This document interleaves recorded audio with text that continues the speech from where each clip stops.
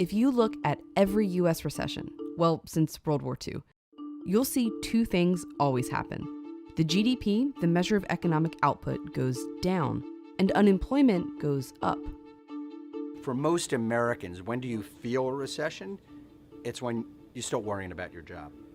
Now let's look at today. The GDP is going down. Even the head of the Federal Reserve says a recession is certainly a possibility. But the unemployment rate, it's actually falling. More people are getting jobs, not losing them. We don't know if it's a recession. What we can say is that if it is one, it's not like anything we've ever seen before. Here's why. The reason the GDP and unemployment are always together is because they feed on each other. When businesses lay off workers, people spend less money, which means businesses make fewer profits and lay off workers. A recession can begin at any of these points, and in 2022, people could cut back on spending. Just look at consumer sentiment, a measure that weighs how people are feeling about the economy and whether they plan to spend money soon. Generally, when people respond that they feel more pessimistic, a recession follows. And right now, they're feeling about as good as during the Great Recession in 2008, thanks to inflation. Not a great sign for the GDP. If people are frustrated by high inflation, if they think inflation is going to stick around for a while, they might pull back, convince companies to cut back, and that leads to worse outcomes for the economy. But businesses are in a different place than past recessions.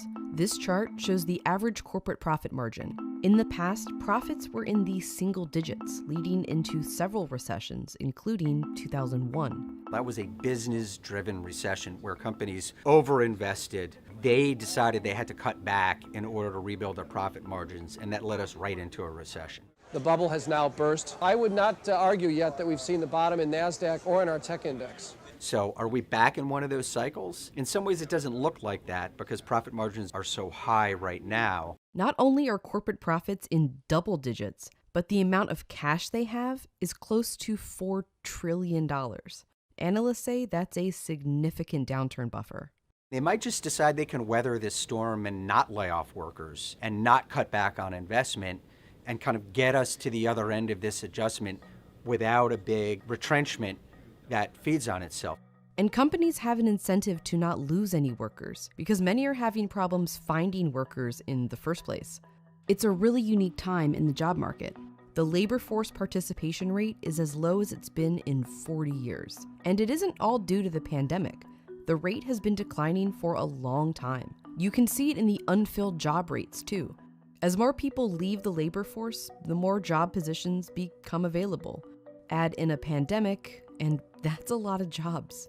11 million jobs are out there that they just can't find people to fill. Now, to put that in perspective, if you look back at, say, 2019, when the economy was considered to be exceptionally strong, unfilled job openings were 7 million. So, like, here we are talking about a downturn in the economy, and we have 4 million more jobs open than we had even at the height of the last expansion. So you have to ask yourself the question, why is that? Why is that happening? One answer is that there's generational change happening in the economy. We have millions of baby boomers who are retiring. So there's just not as many workers out there. It's also been the case that there's just been really strong demand for goods and services, in part because of all the stimulus that was pumped into the economy during the pandemic.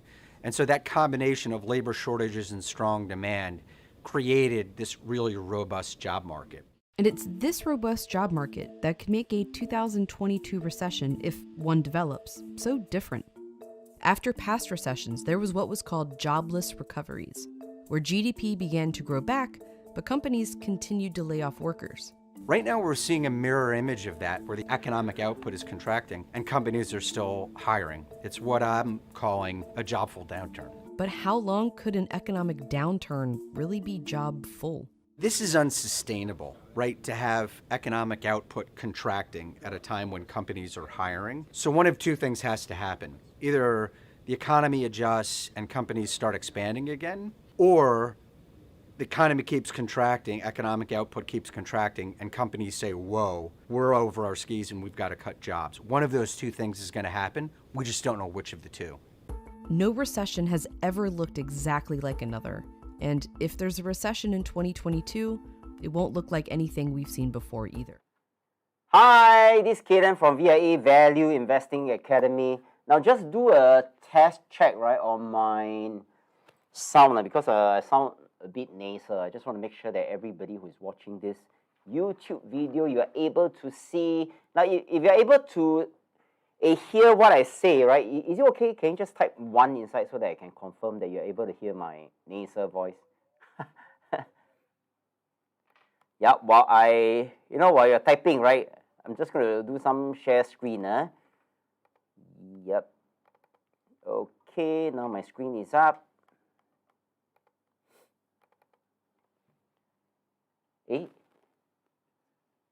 Wendy, see and hear you. Okay, very good. Wendy is our golden standard to check the audio and visual. Okay, very good. So let's get started. Thanks for joining our VIA Deep Dive series again. And this is a continuation of our series, right, based on, the bear market as well as a recession. And just to let you know that the short video that you have watched just now, the credit has to be given to the Wall Street Journal because they own the copyright of that 5 minutes video, and we just write on it and then share with you their opinion about recession, the bear market, and so on. Yeah. So if you want to watch, you can always Google the Wall Street Journal, right? U.S. recession. Okay, good. So most of you can hear, right? Now let me just get started about some of the topics that we're going to talk about this evening. Now this evening, predominantly, we will speak about 3 things. First one, is a recession coming? But anyway, I check off this because Wall Street Journal has already shared their thoughts. And for the past many videos, we've been talking about is a recession coming and so on. But I'm just going to update you on one slide, right, which is this slide. Now, if you look at this picture, there is a heading, right, by the Straits Times, and it said, why Singapore's high inflation may drag into 2023. I'm 51 years this year, right? So I rarely experience a cost of goods coming down after inflation. Now, and if I look at this article, I don't think anyone will feel happy, right? And if you look at this lady, right, on the right side, I think if my mom is still alive, I should be probably as old as her. So I want you to imagine that, just imagine her, right, poor thing, right? She go and buy a box of grapes, and then suddenly the grapes, maybe the share price, the price, not share price. I keep thinking about shares. The price of the grapes go up by 10% or 15%. So that's a lot, And if this inflation carries over to 2023, I think this is quite serious. This is quite serious, right? Now, so for many months, we have been talking about a possible market crash, in which it did.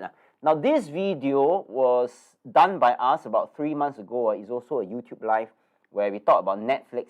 And then we warn other people, don't just jump into it and buy Netflix. Look at the numbers.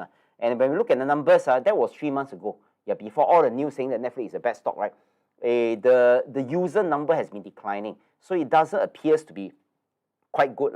But yet, sometimes on YouTube or sometimes on TikTok, right, people encourage their audience or their followers to buy companies such as FANG, F-A-A-N-G, right?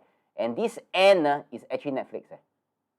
Yeah, so it's quite dangerous for us to just buy based on what other people say. They can say whatever they want, and then you lose money, you cannot blame them, see. So you have to assess. So our deep dive series is really, when we say deep dive, is to provide really the nitty-gritties, details, some of our research findings as much as we can, right? So that we save you time, and then for you, you can consider, so you have a buffet of information in front of you, then you can figure out, is this something for you? Is that sector something for you? Yeah. So I think just by chance, 3 months ago when we did this, a deep dive series, right? Netflix as well as the market crash, and then the bear market came. Yeah, bear market came. And then right now, for the past, I think maybe 1.5 months or so, right, we have been talking about recession. Nobody for sure will know whether will there be a recession, but we always need to prepare for the winter. We cannot wait for the winter to come, right? Then we start preparing. It's already too late. So if you look at this, right, this was stream, right, 1 month ago. We talk about possible recession, what are the companies to invest in. Yep.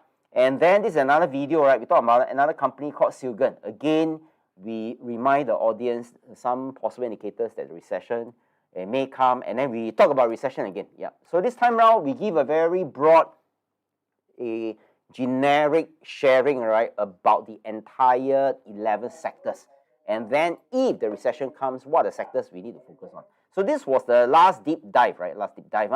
Now, so this is a quick summary. If you have been following what we do, this diagram is quite common. We have been sharing that these are some of the possible indicators that's pointing to one direction, which is the direction of a recession. So we have shared that the yield curve, right, which is actually the American bond yield curve, has inverted twice this year, which is pretty unusual because usually you only invert once. Then 6 to 18 months later, you'll be followed by a recession. But this time around for this year, inverted twice. It's quite hard to say, right? We have to just see that. But again, this is just a telltale sign that the winter might be coming, and then we better prepare something towards the winter. Yep, which is a stop recession, right?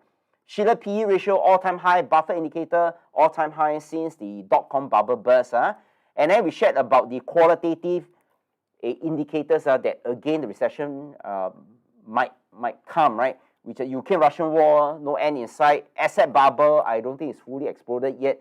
Right now we see crypto lenders went bankrupt, right, one after another. And I think the most popular, infamous bankruptcy is the three arrow crypto lender, right, where these two fellas disappear.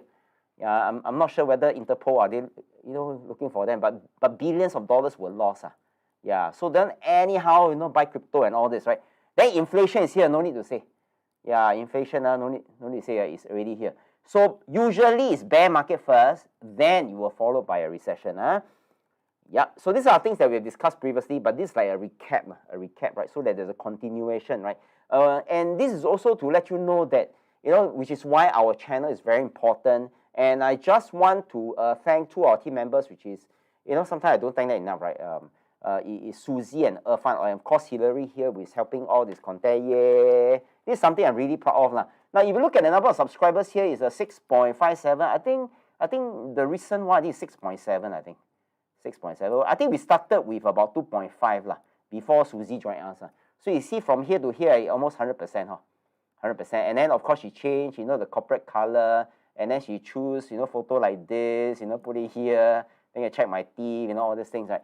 So you can see we really put a lot of effort. And then, of course, subsequently, Hillary came and she really do a lot of work. I can share with you the slides that you're going to see. I think 99.99% is prepared by her. So I do the beginning, I do the end, then I say goodbye. So he really do a lot of work. Well, anyway, the whole team really do a lot of work. And we are quite careful when we present information, right? We don't want to say as though anybody can get rich quick, get rich quick. Because it's impossible. Because if there is our finance minister Lawrence Wong also want to know. So I think we have to be very rational, very scientific. We present as much facts as possible. Once in a while, we may share our opinion, right? But we'll tell you, okay, this is opinion, this is facts. Then after that, you digest. Then you think, this one makes sense. Should I do this? Should I do this? Should I do this? But you never hear from us saying things like, oh, you should buy. When I say buy, you buy. When I say sell, you sell. Or put 90% in company A or 90% in company B. This is quite a dangerous thing to do. So we want to be responsible educators. So you can see the QR code over here, right? If you want to keep yourself updated to our so-called research on whether recession is here, what are the things you want to do, take advantage, and hopefully can make some money, right? You can always scan the QR code right now. A message will pop up. You just need to press subscribe, and that's it. And then you will always be notified. I think for next 2 months, right, we are going to be quite intense about looking at the different sectors. And then if there are some new things that we discover, which is an opportunity, you will be the first person to know. But again, you can only be the first person to know provided you subscribe. Otherwise you will not be notified, right? So the QR code is here, just scan, and then click on the button subscribe. Okay, Okay, good. Now, so recession coming, Wall Street Journal already done this for us. Now, so let's do a very quick recap about the recession-proof sectors that were previously mentioned by Hillary. Now, remember this disclaimer is very important, right? I don't want to read this whole chunk, right? But the most important thing is, remember, our role are educators. We are not soliciting funds from you, right? And then, fund managers and so on, so we are not. So our role is really to illustrate, because our passion is in value investing, right? As much as we can, we want to cite examples to illustrate value investing methodologies, philosophies, and of course, various valuation methods, right, in the context of real-life companies or industry or sectors. So remember, this is very important, right? Neither VIA nor me and Hillary makes any representation or warranty as to the completeness or accuracy of the information shared in whatever information they shared tonight. So let's come back to here. This is a recap. This is recap, right? So what is the S&P 500? Now, as the name implies, 500, that means 500 companies. 500 companies. So it's like I have a container, right? I have a cup over here, right? I have a cup over here. And then in this cup, I have 500 companies inside. And these 500 companies come from 11 sectors. They are like a representative. They are like the market leaders of all the 3,600 companies in US. Yep. So this small little cup consists of these 500 companies. Now, but if you break it up, remember this cup of 500 companies, that I say, right, it comes from 11 sectors. Now, if you want, you can take a screenshot of this. This is quite interesting. A pretty updated, no? This one I think is the 2022 information, right? Yeah, and remember this S&P 500 is created 1957. Oh, this is way before I was born. Yep. And you see, this world-renowned index includes 500, right? Remember just now I shared 500 top companies in leading industries in the US economy. In total, 11 sectors, you can count 1, 2, and then all the way to 12, right? Now, just take note, even though it's 11 sectors, sorry, not 12, 11 sectors, predominantly is dominated by IT. Yeah, don't ask me why, it just happened to be like this. So it's like a quarter, right? It's IT. Yeah. Then followed by healthcare, followed by financial, and then the whole list goes on. Yeah, so the smaller sector is material. Material. So just take note, at this point, take note, S&P 500 consists of 11 sectors. Okay, 11 sectors. And the biggest sector, right, is information technology. So here's a checkpoint. Now, then I need to explain to you what's the difference between a sector, right, and an industry. Yeah, initially I also quite confused. Initially I thought that sector and industry are like synonymous, right? I can interchangeably use, but actually it's not true. Yeah. So you can see that the sector occupies a bigger circle, and then the industry takes up a smaller circle. But what does this mean, right? Now, let me just share with you something, right? For example, remember just now we talked about the 11 sectors. Yeah. So sector represent a larger part of the economy. Then later I give some specific. And then for example, right, one of the sectors is IT. Remember it takes up about a quarter. Yeah. Then industry is a subset of the sector. Industry is a subset of the sector. Now let me share this diagram.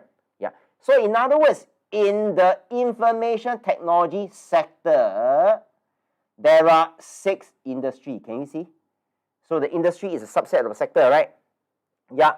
So for example, Microsoft, they provide software, right? Yeah. Yeah. So how can you like classify Microsoft? Let me just write Microsoft over here.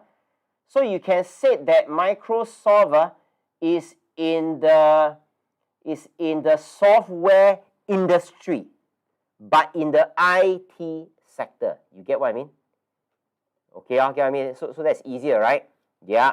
Then of course there may be other companies, let's say IT services. Now, IT services I'm not very familiar, but let's say there is a company, IT services called, maybe let me give you example one. I'm not very sure, is this let's say Adobe, right? I'm not very sure, Adobe. Oh, Adobe is also under software. Adobe. So again, right, Adobe is in the software industry, but in the IT sector.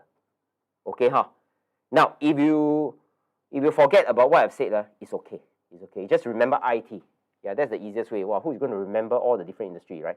So remember, this is Adobe IT. That's easier, Yeah. So the reason why I want to talk about such a classification for this slide is just to differentiate between sector and industry. Yeah, this is additional information.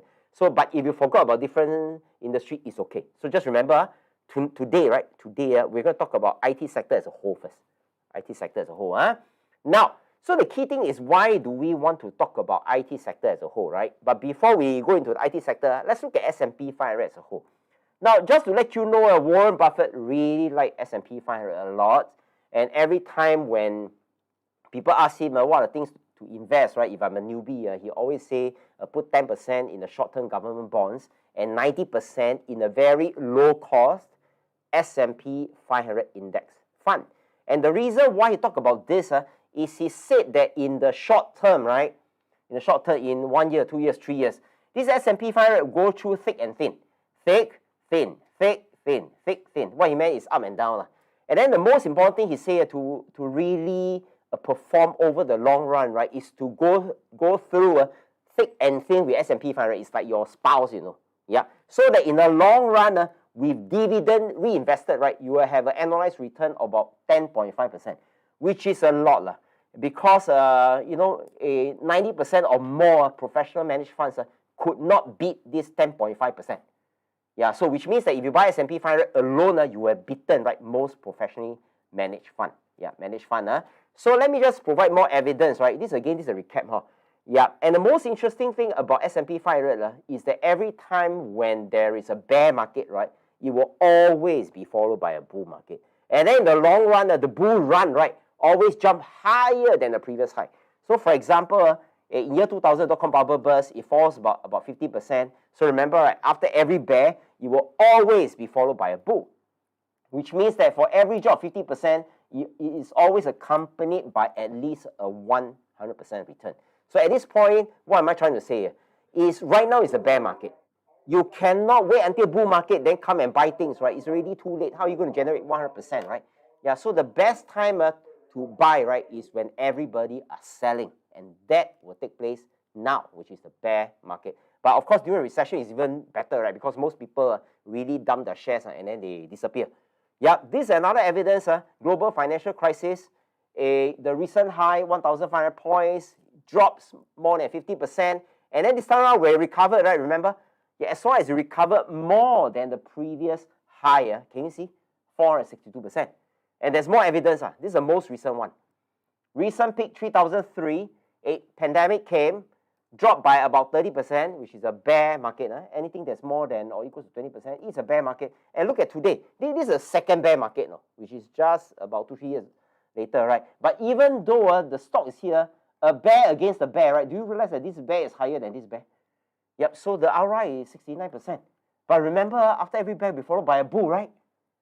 Yeah, so now it's really a good time for us to talk about what are the companies that we want to invest and so on. It's very important, Now, but let's go back to the beginning, right? That we said that S&P 500 has 11 sectors. So these 500 companies can be divided into 11 sectors. 11 sectors, right? Yeah. So the interesting thing is the pandemic is still not over, recently I think Singapore has I don't know how many cases, like 12,000 or 15,000 cases. Yeah. Right now I don't know who pay attention to the number of cases, but anyway, I think the next wave is actually here, Next wave is here actually because my wife also kena, right? So I think the next wave is already here, but nobody talks about it.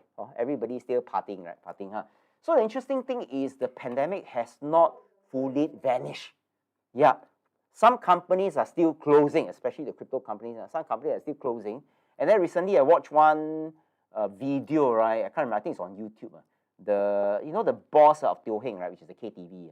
He said, in the very beginning, before pandemic, I got 14 KTVs. Yeah, so during the pandemic, he closed 10. Quite poor thing, So during the past 2 years, I think he own self, right? Wow, quite poor thing. So right now he has 4. And he sort of guessed that by end of this year, he's going to close the 4. Wow, I think I hear also, my heart's also cringe because I feel for it as an entrepreneur, right? When you spend your entire life building this business, yeah, I think it's quite difficult to close. And the reason why I shared with you is out of the 11 sectors, company in the 11 sectors, I'm very sure that there are companies which have already closed. So if there are companies that are very close, how come the price still go up, right? Does that mean that there are some sectors that perform really bad, but there are some sectors that perform so well that overall, right, the price still rise? And most likely is the case. But let's look at evidence. Remember, not guess, right? Let's look at evidence. Now, these are the performance of 11 sectors. And our benchmark S&P 500 as a whole, can you see? 10%. Yeah, 10%. This is a long term, right? Long term, Yep. So let me show you how to read this, right? So on average, it's about 10%. During the high, the good days, right, is 32. Bad days is 37. So there's a high and then low. There's a high and then low, right? Now, but we are interested in sectors that outperform S&P 500. So there are only 3 sectors. This one is IT. Remember, IT takes up a quarter, right? Yep. Next one is healthcare. And I think it makes some sense. Right now, Moderna or this, right? The booster shot. Yeah, I think I'm going for my 4th booster shot quite soon. And if the pandemic is still around, one more time, maybe a 5th and then 6th. And then we get a free cup of bubble tea. Okay, the steps that I collect stamp, right? Okay, then we got a consumer discretionary. So all these are the numbers that has beaten 10, right? Yeah, but you see, there's some crap one, like for example, this energy index. This 2, right? Yeah, so it's quite dangerous when you see, oh, there's a war, shortage of energy, Putin, and then suddenly go and buy energy stock. You know, you cannot buy stock based on this kind of logic. So some that's low, some that's high, then overall, still 10% not bad, right? In the long run. Yep. But today, we are talking about opportunities within the 11 sectors. And of course, we start from the highest one, which is the IT, right? Now, bear in mind, don't anyhow press button, right? Now, if you look at IT, it's really volatile because the higher is 61. Can you see? It goes higher than this. And then when it dies, also dies very deeply, right? Yeah, to the abyss. Okay, so there's a huge variation from the top to the bottom, Yeah, so if you're interested in sectoral ETF, you have to buy over the long run. Remember, the keyword, like what Buffett say, right, is you have to go through thick and thin with the ETF. Okay, you cannot time, right? Nobody can. Nobody can. Buffett also cannot. Okay, so today, right, we're going to focus on this IT sector. Remember sector, not industry, right? Sector. Okay, sector, right? Now, so this is one fact, right? Fact sheet. It is provided by SPDR. And this talking about 10 years return. 10 years return is about 19%. Just around 19, right? 90%. And then why since inception, 1998, how come so low? How come it's not lower than this? It's because for the IT sector, right, in the very beginning, there's a bit non-performing. Yeah, it's worse than S&P 500. Yeah, that's why in the long run, the result is lower than 10.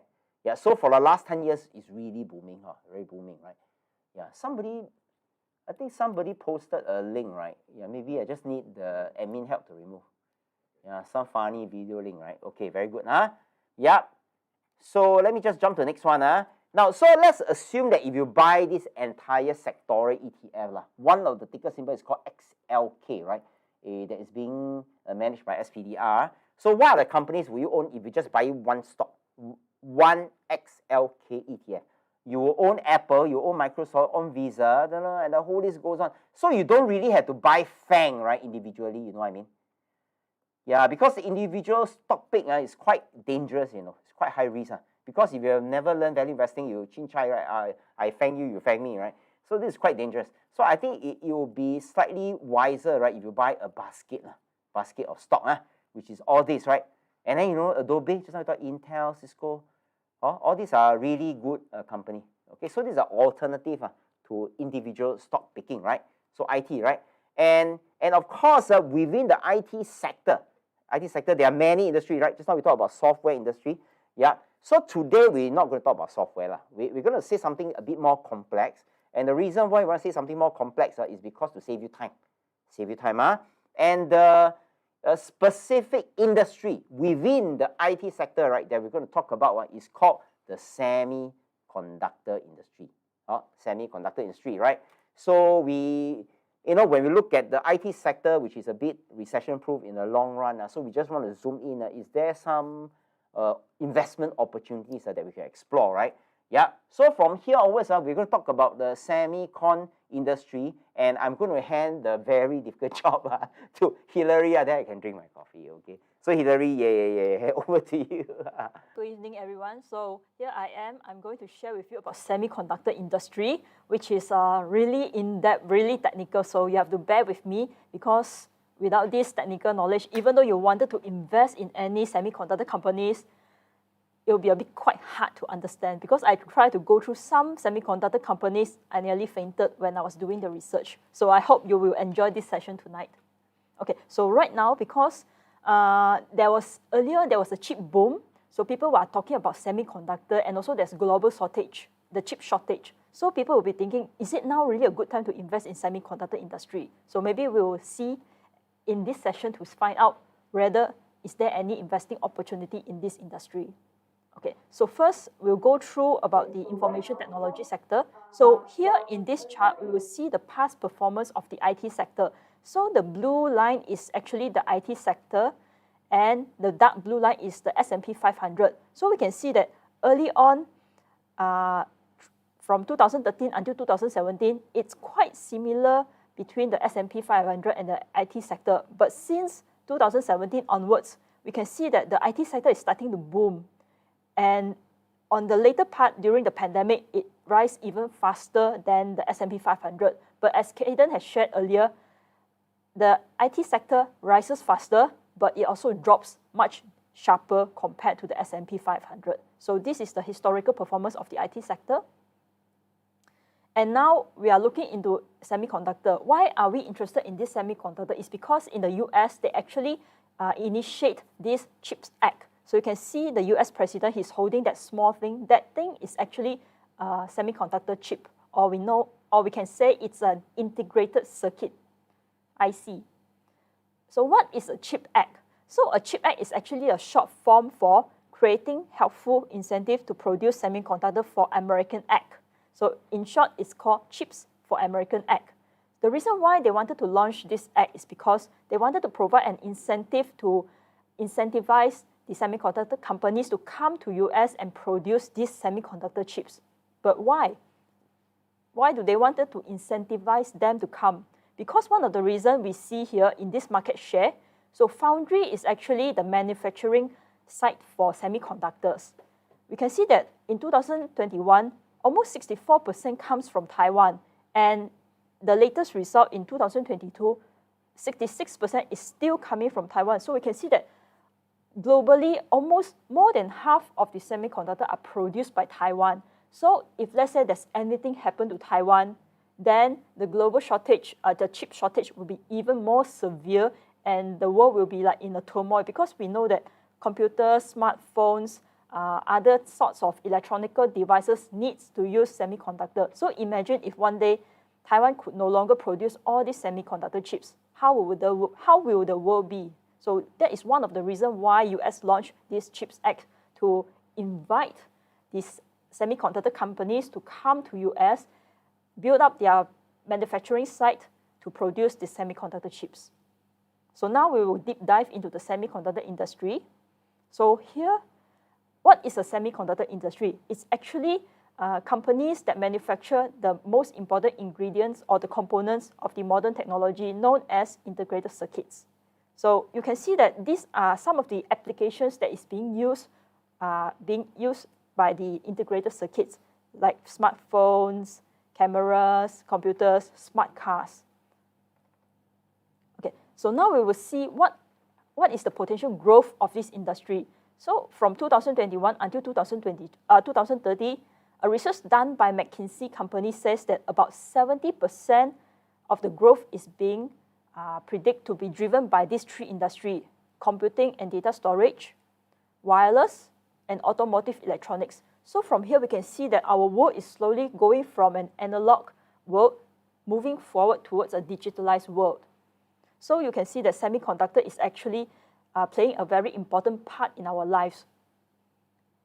And now we will also see the performance, compare the performance of the semiconductor ETF with the IT ETF, IT sector ETF, and also the S&P 500.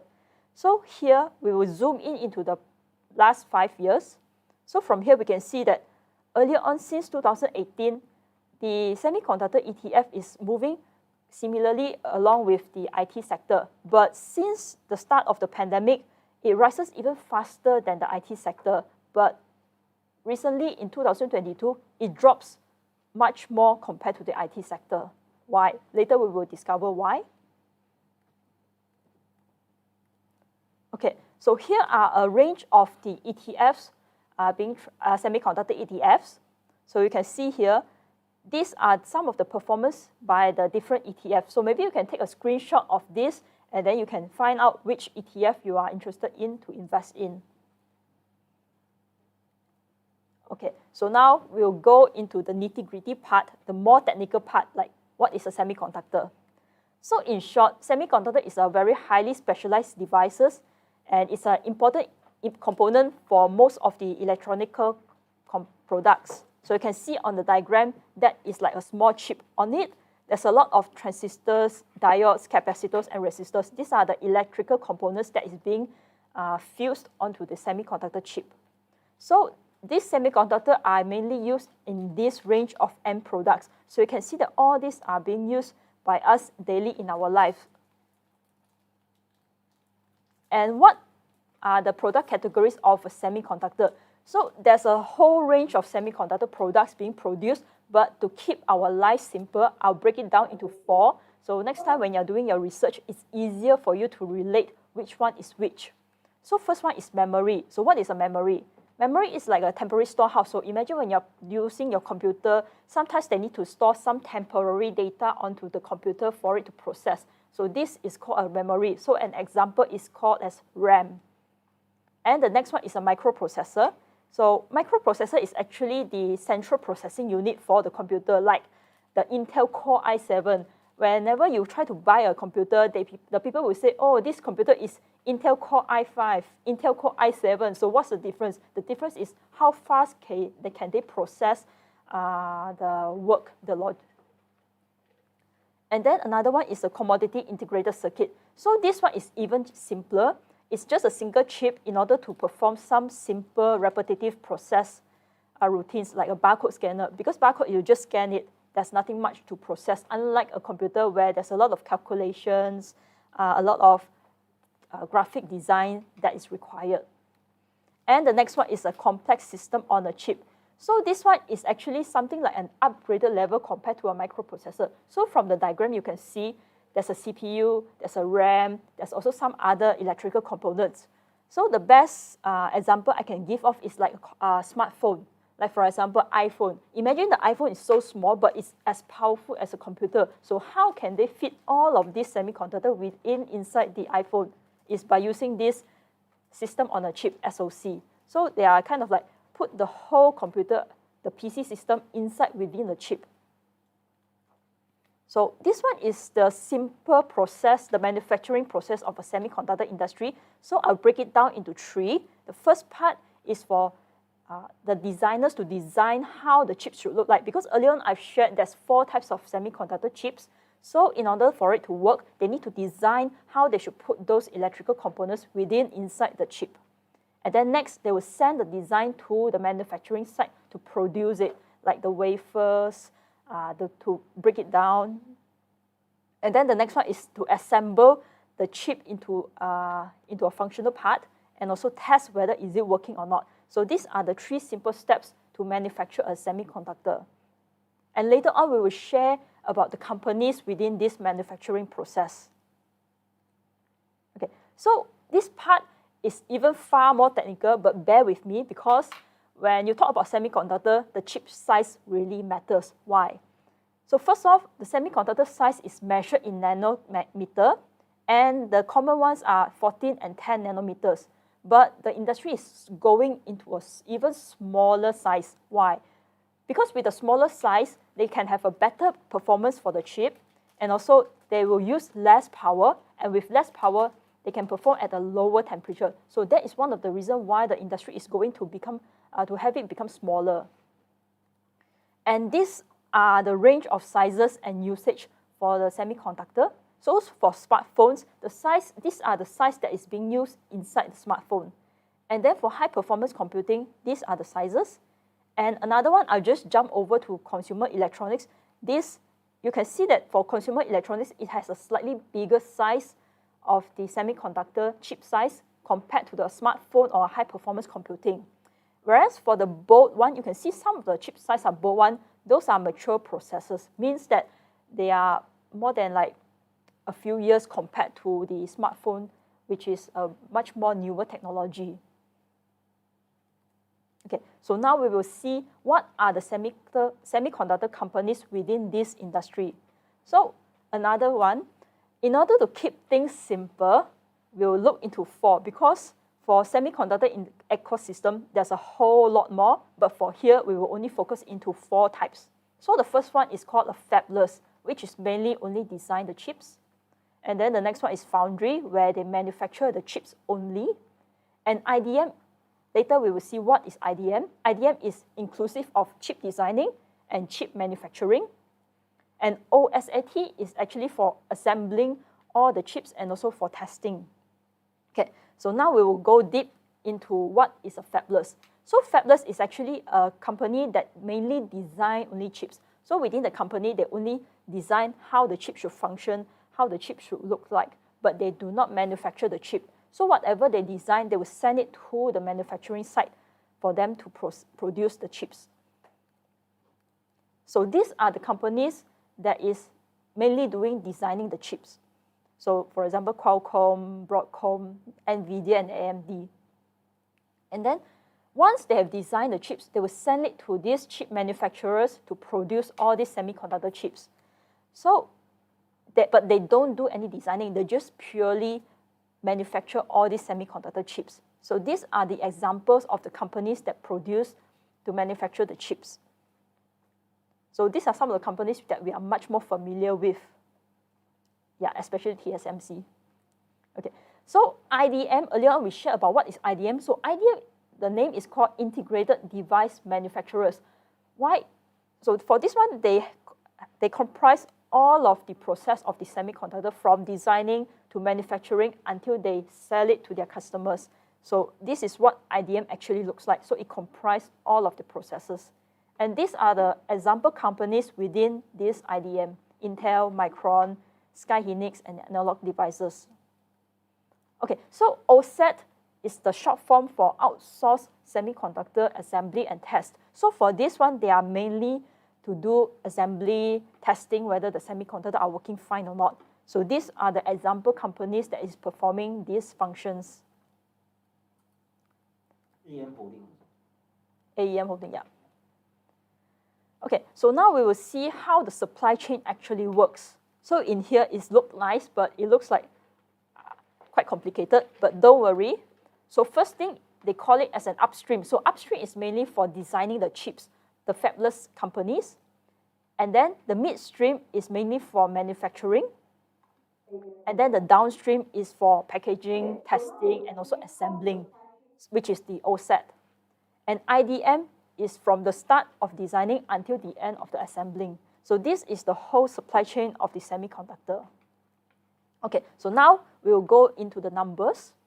So in 2020, we will see the revenue that is generated by these top 20 semiconductor companies.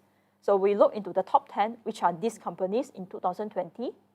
So they actually comprise all of the different companies together. So when one person is going to do a research on semiconductor industry, they will get confused, like what is a fabless, what is foundry. But with this background knowledge, you will understand that, okay, which one is which.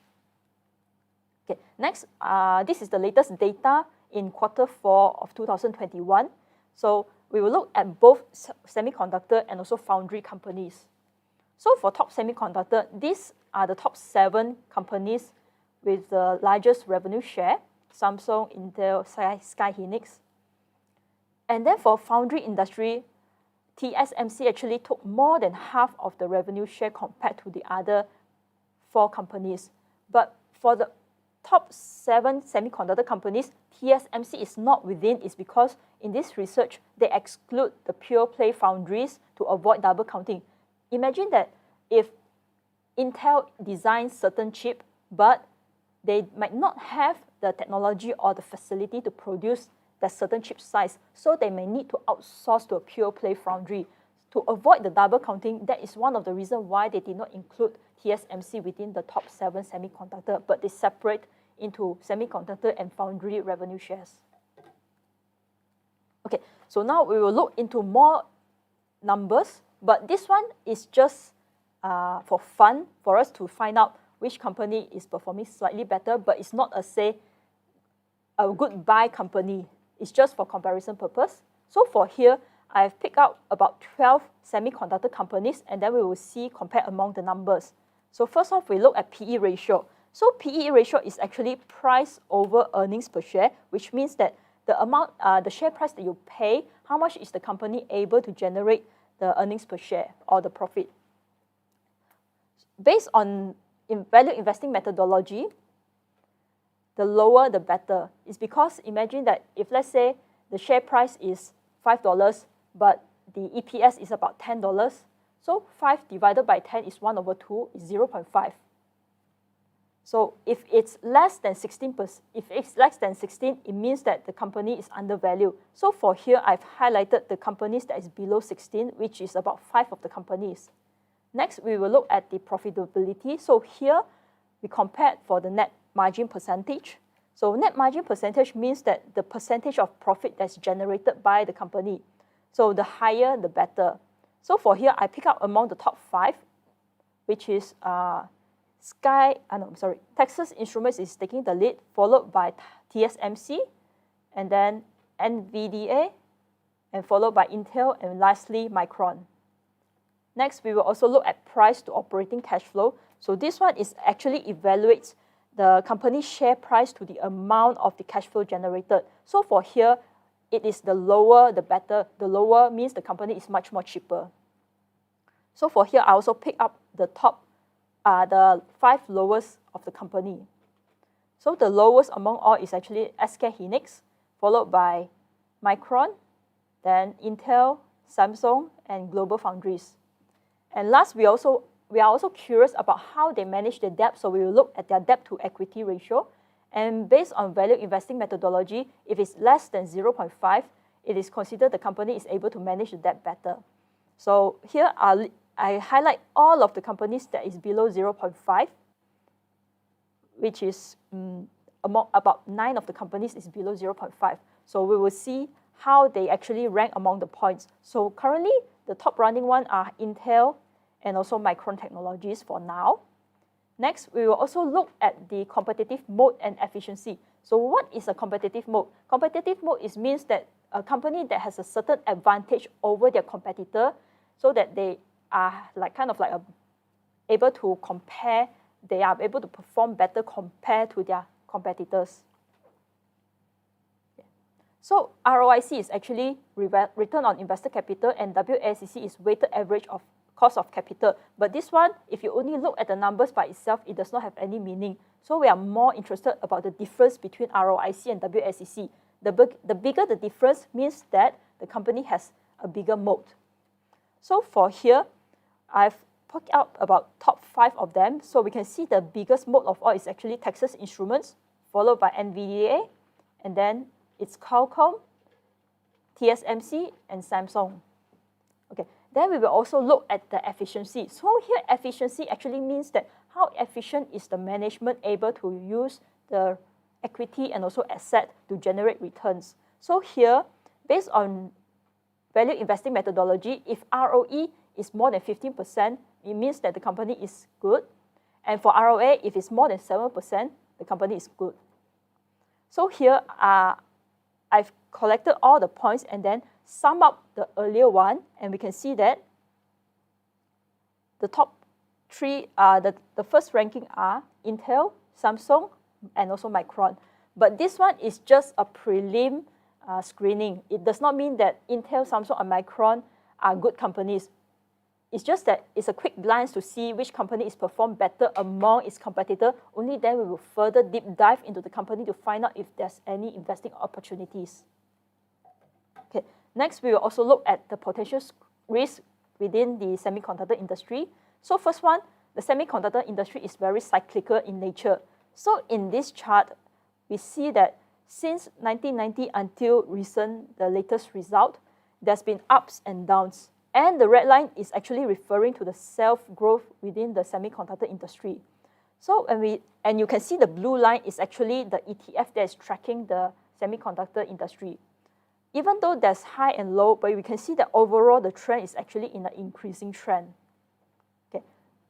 Recently, there's a global chip shortage, which leads to a high demand. So people are hurrying to buy the semiconductor because we can see that semiconductor revolve around a lot of technological products. And then because of this high demand, manufacturers are actually double order because they might order from company A, they scare that they might not have it, then they order from company B. But when they have the order, they might proceed to cancel off one of the orders, and also like frantic stockpiling leads to a high supply.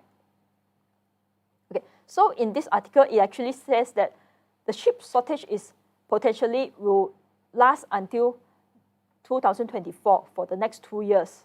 So with the high demand, the price may increase. However, the latest news says that there's a chip shortage because there's a slowing demand, the orders are being cancelled, and they also warn that the chip boom is coming to an end because there's a lot of frantic stockpiling and lead to an oversupply. So high supply leads to price decrease. Okay. Then next, the potential risk is a drop in PC sales. So we can see that because earlier on when there was a PC sales boom, it was due to working from home. People are frantically finding PCs, laptops in order to work from home because they cannot go to office. But now, since the pandemic is dying down, people are going back to office. So there's no more need to purchase any more PC. And right now the sales is starting to drop.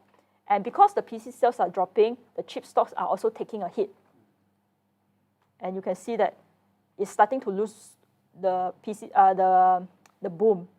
And also the crypto is currently bursting because earlier on when they need to mine the cryptos, they need a lot of graphic design cards, a lot of processing memories to do that. But with the crypto currently bursting, I think people might want to stay out from the crypto world for a while, and this might also affect. And next is a delay in the CHIPS Act. Earlier on, we say that the US government are launching this act, but these subsidies are being held up. Why? It's because there's a certain delay in authorizing it. What was the reason? They did not mention in detail, but we know that there might be a delay. So if there's a delay in subsidies, the manufacturing companies might hold their plans to set up the manufacturing site in US, and this might also further exacerbate the high demand for the chip shortage. Okay, so to conclude all, we can see that for this industry, there's a potential growth because right now we are moving more towards a data era, a digitalized society. And the semiconductor actually is involved a lot of technological devices. And there's a CHIPS Act. Even though there's certain delay, but this CHIPS Act is in progress. However, for this industry, we can see that the share price volatility is actually quite high. And it's cyclical in nature. So if you like roller coaster ride, feel free to explore this industry. And also, the drop in PC sales will also affect the revenue of the semiconductor industries. So with that, this is my presentation for today. I hope you have enjoyed the session. And with this, I'll pass back to Caden. Thank you. You may notice that on this slide is a conclusion slide. And every time when Hillary or let's say myself present, right, we always like to talk about the pros and cons. Nothing is perfect. Humans are not perfect. And then companies are made out of human, right? You cannot expect the companies to be perfect. So in the investment world, right, we always want to share both the pros and cons. And how do we know what the companies to invest, right? Of course, we want to have more pros than cons. Yeah. And then not only that, once we find a good company, our role is to build the cons, right, inside our valuation, such as the margin of safety, some of the numbers that we put in and we make it more conservative, right? So that if it's undervalued, it's really undervalued. Yeah. So it's very important for us as investors to share both sides. Yeah. So remember, we want more pros and then cons. So that's the conclusion. And then what I like about Hillary's slide is this. You see, the key thing is when people talk about semiconductor, I mean, we only know like maybe it sounds like a chip and something like that. So you realize that Hillary has put it into the ecosystem, right, with 4 simple diagrams. Number 1 is the chip design. Chip design, chip design, right? Then she talked about the chip fabrication. She talked about IDM and then subsequently the assembly. Now, one of the key difference between Intel, right? Let me just write it down. There are only 2 really big players. One is Intel, one is AMD, right? Yeah, they're always fighting together with each other in the business world. It's like Coke and Pepsi, right? Visa and Master. Yeah, so I just want to share with you the key difference. Intel does everything. From the beginning, from the chip design, right? All the way through fabrication, manufacturing, and then end up in your PC. Yeah, so they do everything. So that's Intel. Now, AMD do part of the thing. So AMD only focus on the chip design. Yeah, so that's one key difference between AMD and Intel, right? So AMD do the chip design. And then after that, they pass it to TSMC to do all the fabrication and so on. So they outsource this. Yeah, so Intel is bao ka liao, AMD is they outsource. So that's one key difference between the two. And of course, one of the better, right, between AMD and Intel is they want to fight whose chip is getting smaller and smaller. Yeah, smaller. That means it's very small, yet it can do more things. And just now, the Hillary pointed out something, right? If the chip is small, so what? So what? So that your phone is small. I don't have my phone here. Oh, my phone is here. Now, in the early days, right? That one is not a nanometer chip. I think that one is a 1 inch, 1 inch chip.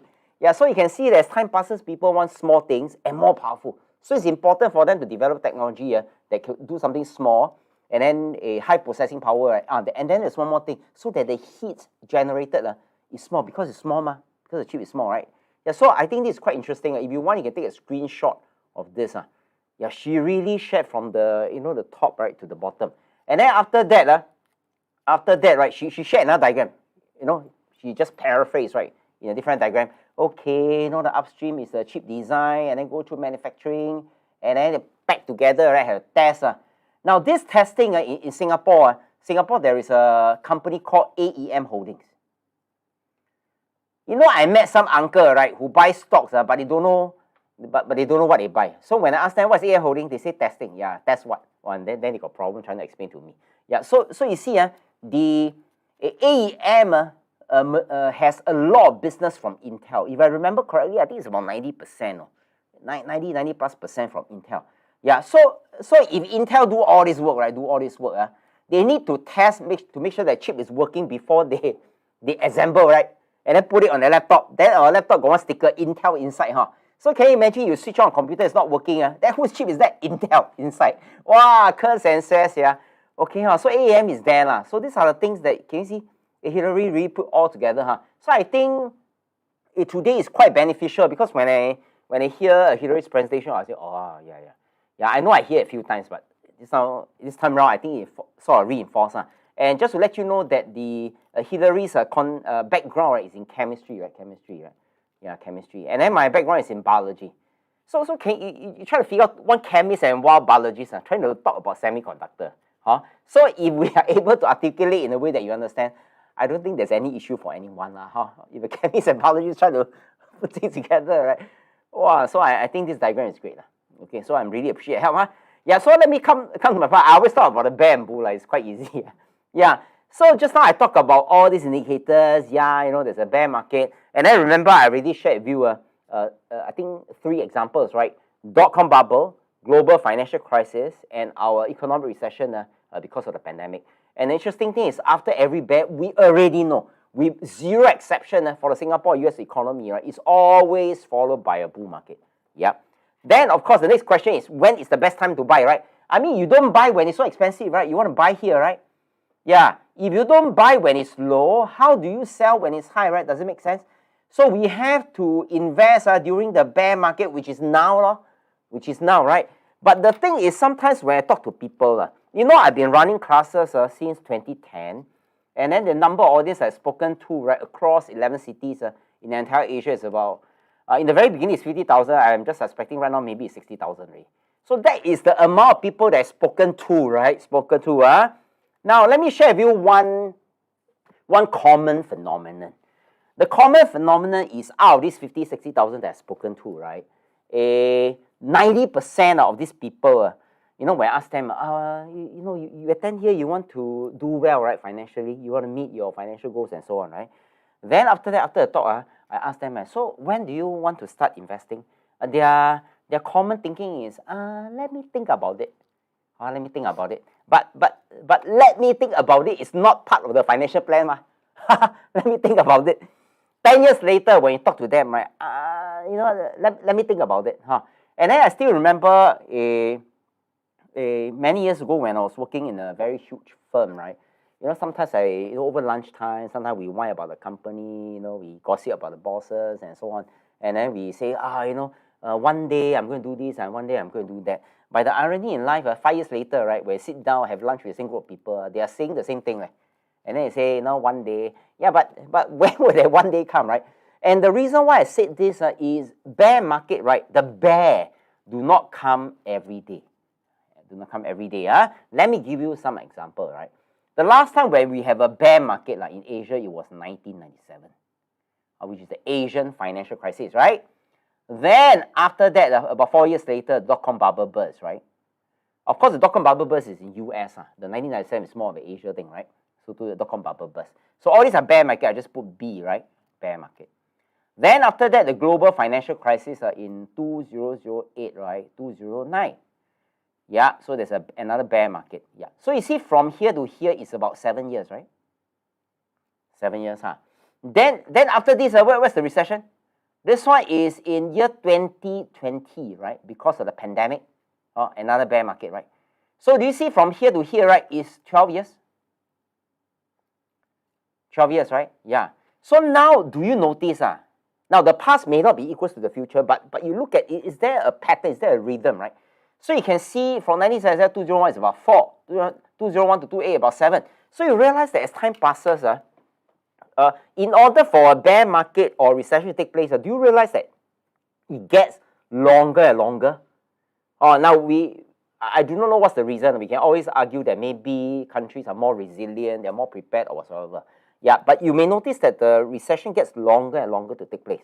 Yeah, which means that you want to buy something at a really cheap price during a bear market, during a recession, right? It's going to take longer and longer, which means that after you base this one, that's it. But let me put things, let me just make things easier. Right? Let's assume that every 10 years, we already know, plus minus, right? There's going to be a bear market or recession. And let's say this is me. This is me, this is Cadence journey. And the reason why I say this Cadence journey, because we are all the same, right? And let's say Cadence started working maybe 25 years old, or 25 years old, right? Then after he started working, right, he save up money, pay away, the tuition fee, right? He take a loan. Yeah, and then by the time he reach about 30, he's still a bit penniless, but at least he got no debt, right? Yeah, remember I'm just describing my journey. And then while you're watching this, some about 186 people watching this, I'm not sure whether you go through the same journey as me. Whether you're from poly, sometimes you take loan, right? I take loan. So this is just my journey. So at age 30, Caden has cleared off his debt, still single, and haven't get married and so on. So at this point, it's the time that he's going to start accumulating money. So let's say Caden is very hardworking, right? He worked 2 jobs. Daytime, he has 1 job, and then nighttime, he go and do part-time, whatever, save us some money, right? Save us some money. And then suddenly, boom, the recession came when Caden was age 40. Age 40. And if Caden, right, at age 40, did not learn about investing, and then the bear market comes, he wouldn't know what to do, right? So right now it's bear market, right? Now, there are 196 of you watching this. Now, I am not very sure out of this 196, how many of you already learned about investing. And the reason why I talk about this is if let's say there is X% of you, right, who knows nothing about investing, and then you thought that by watching a YouTube video is good, right? But it's not good enough, because I don't see Lawrence Wong watching, right? So, it's good. That's a good kickstart. So what I'm saying is we must always be prepared for the winter. And then right now, winter is here. But again, let's assume that, after this YouTube live, right? Or you reach out to our staff, Caden, bear market. I've heard from you that bear market is going to last 11 months. So I think I better learn value investing quickly. So let's say age 40, with some money, right? Because you have been saving for 10 years. So you have 10 years of savings. This is very important. 10 years of savings, right? And then you learn something about value investing. Yeah, from VIA. From VIA, right? Okay, now you're ready. You got cash. You have the knowledge. And then you're ready. And then bear market is here, right? And of course, the next thing is you have to press, right? You have to press. Press. Now, press as in you must know what to buy and then you press, right? You start buying. But if you panic, maybe let me just wait. Then you see the bear, right? Come, right? And then the next moment, the bear went off. And then the bull market comes. The bull market comes, then you saw people who have bought during a bear market, they make money because the price goes up, right? Goes up. Then, you miss, by the time you reach here, by the time you buy here, right? Just nice, another bear market comes. So you buy at the peak and then the share price drop. So damn sway, right? Now, and the reason why I want to show you this time zone is, do you notice if Caden at age 40 didn't invest, right? He missed this. He has to wait for another recession. And he's already 50. And today I'm 51. Yeah, but I spent my past 26 or 7 years figuring out investing. Yeah, so at age 50, you mean you still want to think about it? Think about it, okay. Then you do another 10 now. Then age 60, right? Then age 60, what do you want to do with your life? You buy stocks here. Buy buy stock here, then after that, this one take place. Can you see here? Yeah, and the worst thing is this is not predictable. Doesn't mean that I'm going to plan to die on age 80. Yeah, it can come anytime. So the reason why I show you this diagram is whenever the bear market is already here, if you miss this, the question is how many bear market or recession will you experience your entire lifetime? Now, if I use this as a cadence lifetime, right, the most is 1, 2, and 3, and that's about it. So in your entire life, only 3 bear market. So if you know that in your entire life got 3 shots, you mean you want to waste 1 shot away, 2 shot away, and then only fire the third, it's a bit too late really. Then remember, nobody want to work forever, right? You see, at age 50, you say, let me think about it. And then at age 60, then you want to invest. Then what will the government say? You better downgrade your 5-room HDB flat to 3-room. Then you retire. Then here you retire penniless, right? Yeah, penniless. Now we're supposed to retire here. Here, can you see I put a zone over here? Of course, some people want to retire here, right? Now I'm just giving an example. We want to retire here. And then you retire nicely with a sum of money. Now, bearing in mind that this afternoon I just Googled, right? Do you know what's the official retirement age of Singaporean? Let me just show it to you. Now, MOM data, right? The official retirement age, 63. 63 is here. Why? Here then buy stock.